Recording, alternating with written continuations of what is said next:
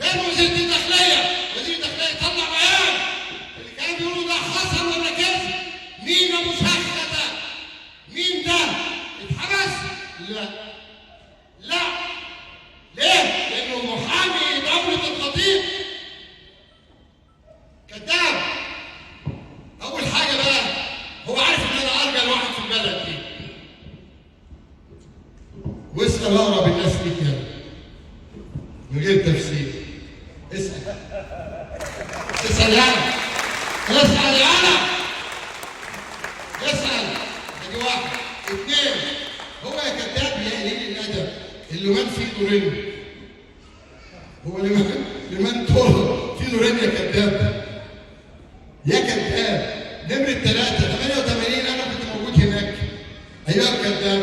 نمرة 4 ما تخلينيش اصور واعرض عشان نسوانكم تديكم بالجزم. ها؟ خليني مؤدب. ما توصلنيش المرحلة دي اصور واعرض.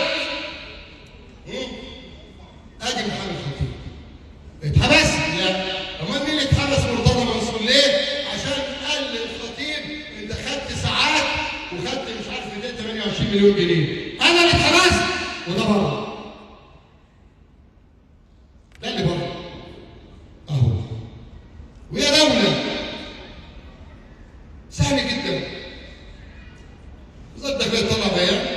الاسماء اللي قالها دي كلها كذب في كذب طبعا، لان الواقعة مكذوبة. انا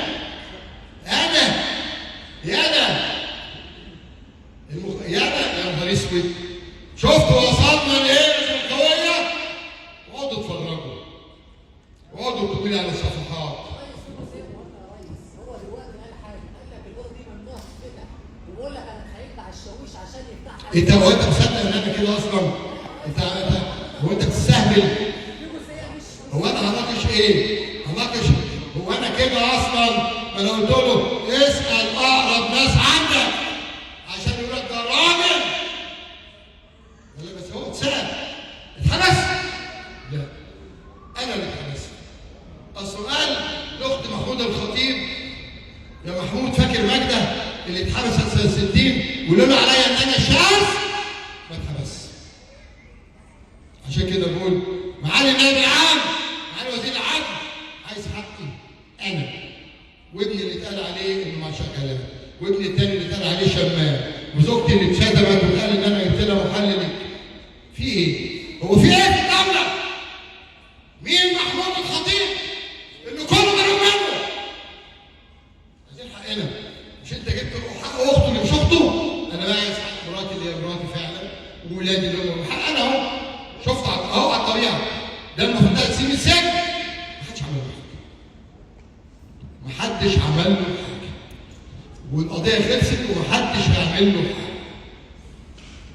كانوا عملوا محمود الخطيب بلاغ بالسيد تركي الشيخ اهو، بلاغ نائب العام المحترم كل احترام وتقدير، بيقول ان استولى على 228 مليون و500 مني، وانه على فكره كان المفروض ده هيروح. هم عارفين طريقه المحكمه، هم عارفين المهزله دي لازم تقف.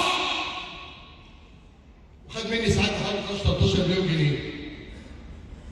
الرقابه الاداريه المحترمه سهله، جهاز مركزي، وزاره الشباب، جهاز بيت مشروع، قالوا الواقع صح. البلد اتحفظ ومن حقي ساعتها عملوا عارف في النادي الاهلي، عملوا الجمعيه